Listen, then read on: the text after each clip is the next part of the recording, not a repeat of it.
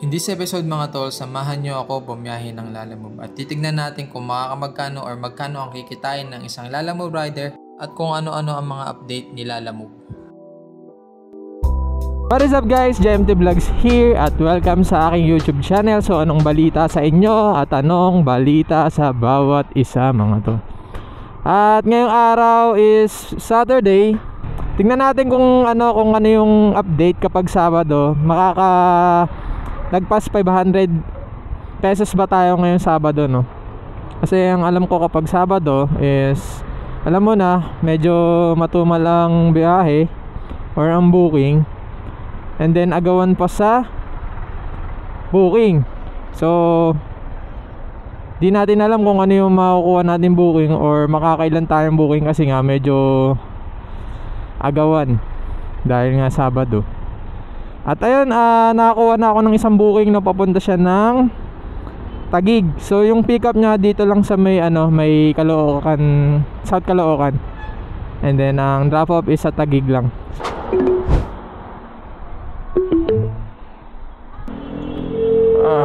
Sana makakuha tayo ng ano. Hello po. Hello po, good morning sa Lalamove. Ano pala si ma'am? Dito na lang po yan. Yung payment niya ma'am, doon na po. Payment niya po ma'am, doon na po. Okay. Wala po na note agad po. Okay. Sige ma'am, thank you. Ayan mga tol, may nakuha na tayong kasabay na ito, second booking. Dito lang siya sa may Rizal Avenue and then papunta rin siya ng Taguig. So tara guys, kunin na natin to. And then ano nga pala siya, e-wallet. 190 pesos ang ano niya sa e-wallet.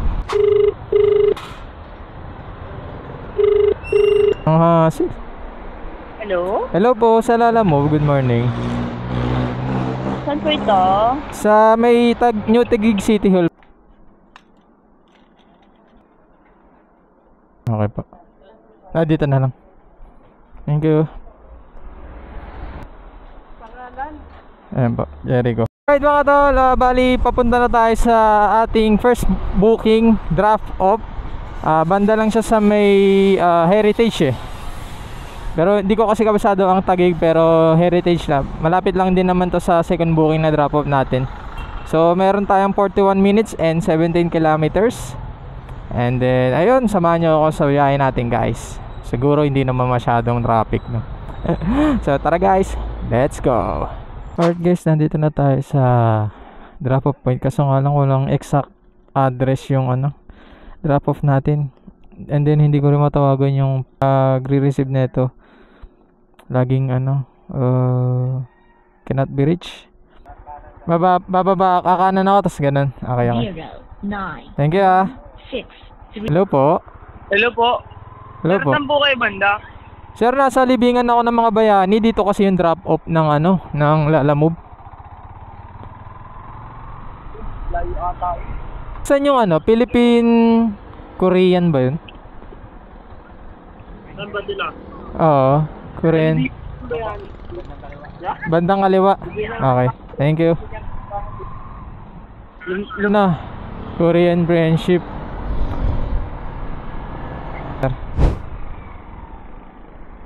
Layo sir, andun ako. Sa may sa may libingan ng mga bayani. Ang layo.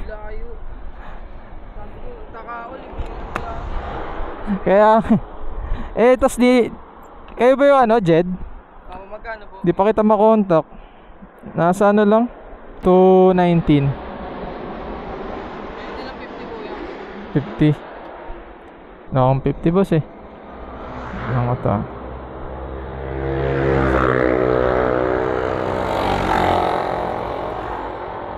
Nakong 50 boss, kahit ano na lang. Baka may 20 ka dyan. Nakong 50. Oo, sige, okay na lang. Papunta na tayo sa second drop off. Bali binayaran tayo ni kuya na 230. 250 sana sabi, kaso nga lang wala tayong panukli. Para sa daw abala, kasi medyo tumagal ako dun. Siguro mga nasa 15 minutes or ganun. Saka hindi ko rin siya matawagan, kaya medyo tumagal ako. Goods naman. Sir, may jumps na pa dyan. Ayun, Lalamove. Ha?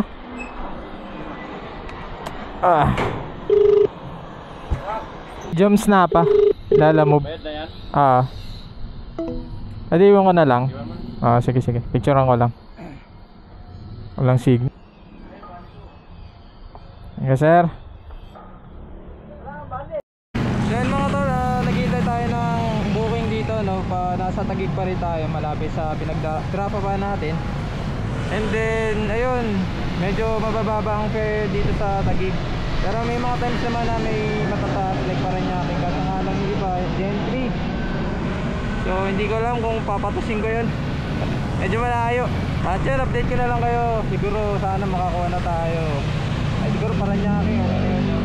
Mga tol, nakakuha na pala tayo ng isang booking, no? Pang third booking na natin to.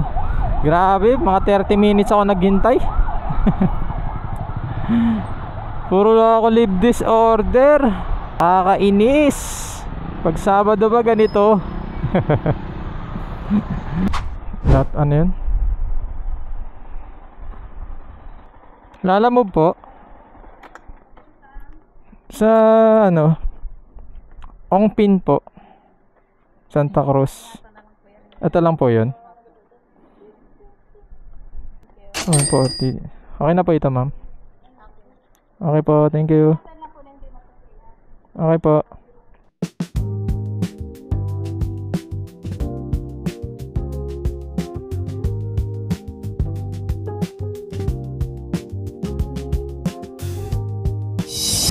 Hello po, sa Lalamove.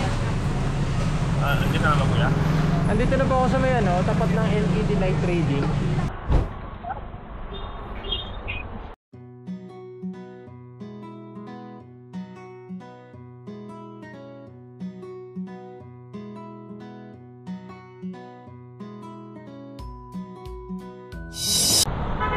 Your destination is on the right.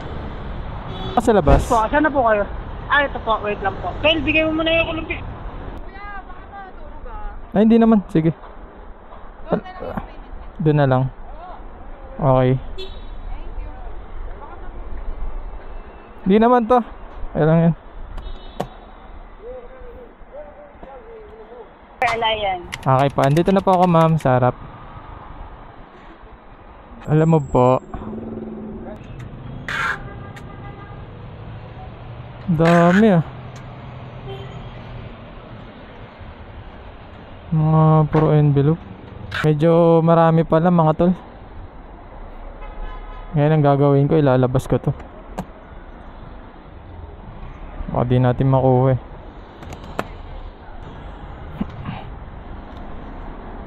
Sir, sa Lalamove po ito. Hello, sir. Sir, magpapadagdag pa po kayo kasi ano na to eh, tatlong ano na. May dadagdag pa ba daw kayo? Sabi kasi sa akin dito may dadagdag pa. Wala naman nang idadagdag. Kung ano lang yung order sa kanila, yun na yun. Yung bali dalawang ano to eh, parang mga karton-karton, dalawang plastic, and then Yung dalawang rolyo na nandyan. dalawang roll. Yun lang yun. Wala naman nang idadagdag. Wala na kayo. Sabi kasi sa akin dito meron pa daw.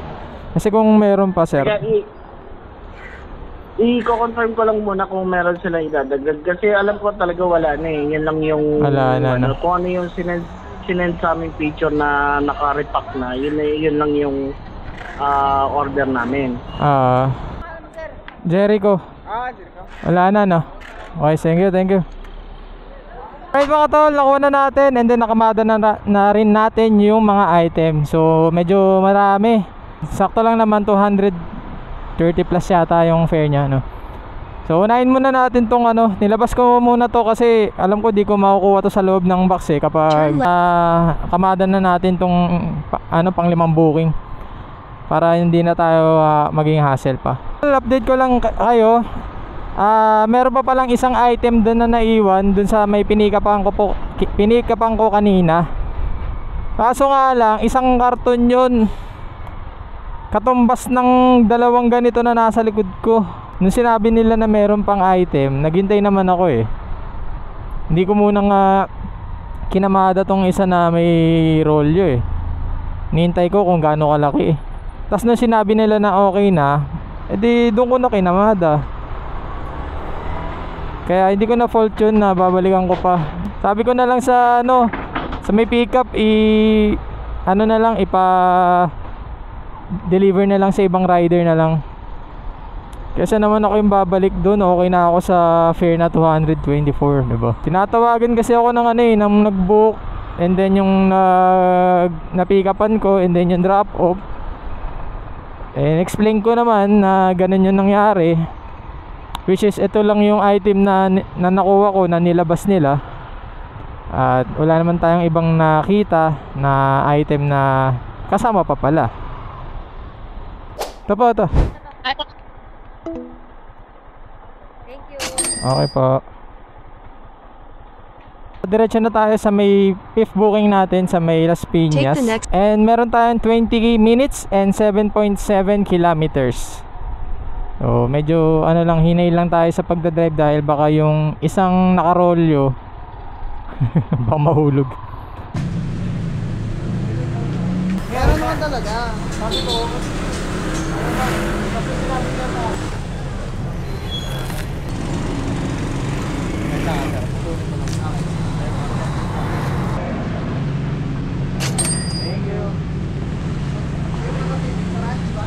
Okay, nagpipicture ako naman to. Okay guys, packet tayo sa taas dahil pinapaket tayo ng ng client.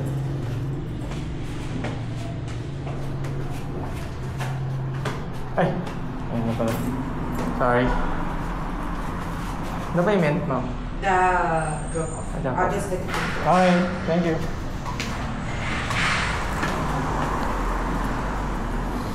Kaya pala. Ano pala siya? May foreigner. Kaya pala English siya, Dito. Okay, ano pangalan po ng drop-off nyo? Wait lang po. Okay, sige. Bali 100 lang na. 59 yung bigay. thank you. Sige. Alright mga tol, dalawang booking yung nakuha natin ngayon. Papunta siya ng Maynila. Yung isa papuntang Manila sa Intramuros, which is yung ito lang nung kanina. And then yung isa na unang booking natin, yung parang camera yata, yung Canyon. And then sa siya, La Loma, Quezon City. Pooling naman siya, kaya hindi masyado nagmamadali. Kaya kumuha rin ako ng kasabay kasi pooling eh.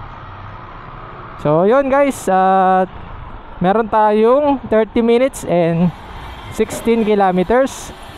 So medyo mahabang biyahe ito dahil papunta tayo ng Rojas Boulevard ulit. Sana hindi traffic dun.